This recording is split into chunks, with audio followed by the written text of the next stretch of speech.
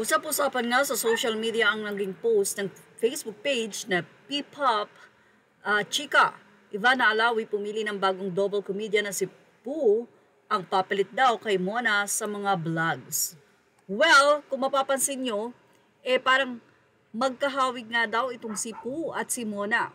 Mainit-init na balita sa gitna ng pag-aalala ng mga fans tungkol sa kalusugan ng kapatid ni Ivana Alawi na si Mona. Isang unexpected twist ang ibinahagi ng aktres at content creator. Ayon kay Ivana, pansamantala raw na hindi makakasama si Mona sa kanyang mga YouTube vlogs dahil sa kanyang kondisyon. At ang kanyang napiling kapalit, walang iba kundi ang komedyanteng si Poo.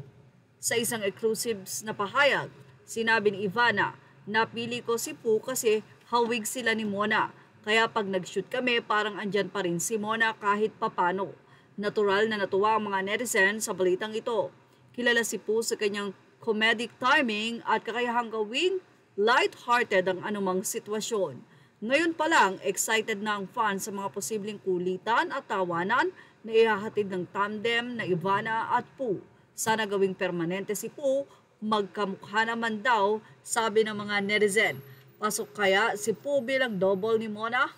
Say naman ng ilang mga netizen ay sobrang natawa sila at sabi nga nila, buwahaha, I only can share thoughts, say ng isa, at sinabi naman nilang yes, sobrang may resemblance.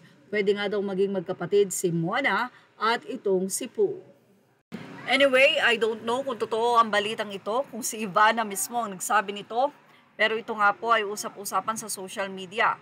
Kung napansin lang ba ng mga netizen na magkahawig nga si Mona mula sa mata at pati na rin sa konting pagkakaresembla ng kanilang pagngiti, ang shape ng muka at ang konting tangos lang ng ilong ni Mona Alawi kay Poo. So, ang mga netizen naman, kung totoo nga daw to, ay kuwela at sigurado daw na magiging mas maganda ang vlog nito si Ivana Alawi knowing Poo na talaga namang sabi nga, napapasaya niya ang marami. Simpleng-simpleng komedyante si Poo, pero kapag umatake na ito ng kanyang dialogue, ay talaga namang mapapatawa ka. Excited naman ang mga netizen kung totoo ngang si Poo ang papalit kay Mona dahil nga daw sa kondisyon nito. Nakakaaliw naman din ang kapatid ni Ivana Alawi na si Mona na kung saan ay talagang expert na rin na i-prank ang kanyang ate Ivana.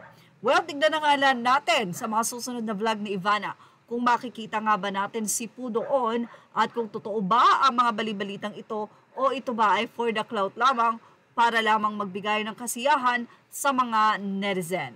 Well, ano po masasay nyo about dito kay Poo at kay Mona? Agree ba kayo na may resemblance nga sila?